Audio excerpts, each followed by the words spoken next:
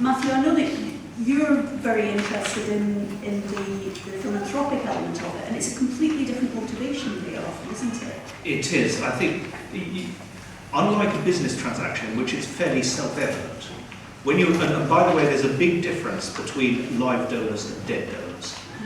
That might seem fairly obvious, and one turns into the other. But when you're dealing with trusts and foundations, you're typically, not always, but you're typically dealing with professionals as opposed to individuals who are idiosyncratic.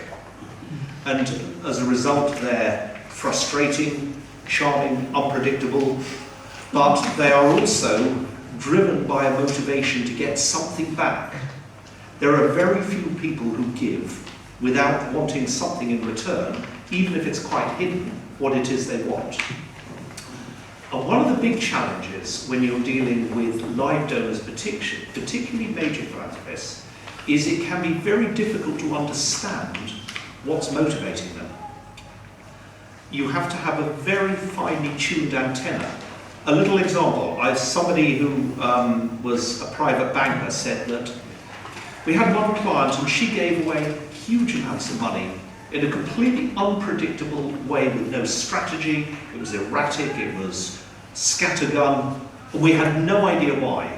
Until eventually we found out it was because she couldn't stand her husband and she didn't want him to have any of it. Now, how would you ever know that? But when you're building those relationships with live donors, being able to make them into part of your organisation, making them into shareholders, making them feel as if they have a stake in it, makes an enormous difference to how much they will contribute.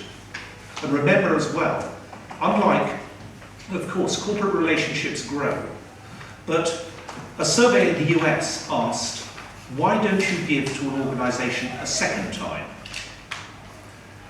70% of the answers came down to two things: weren't asked, weren't thanked. So the really simple aspects of the fact that you're dealing with a human being, and Dame Stephanie Shirley, who is a famous philanthropist who's given a large amount, particularly to autism charities, she has two expressions she uses. She says, philanthropy is a social act, it's not a financial transaction. And the other comment she makes is that there is nothing so demeaning as only being a checkbook. And remember that usually the third donation that somebody makes is their biggest one.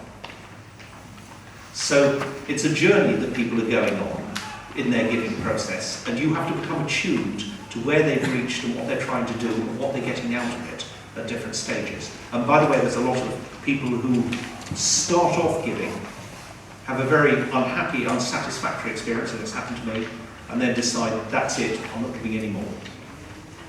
So you all have the capacity, if you're in fundraising, to lose a donor for the entire community by putting them off completely once. No, sorry. But it's absolutely true.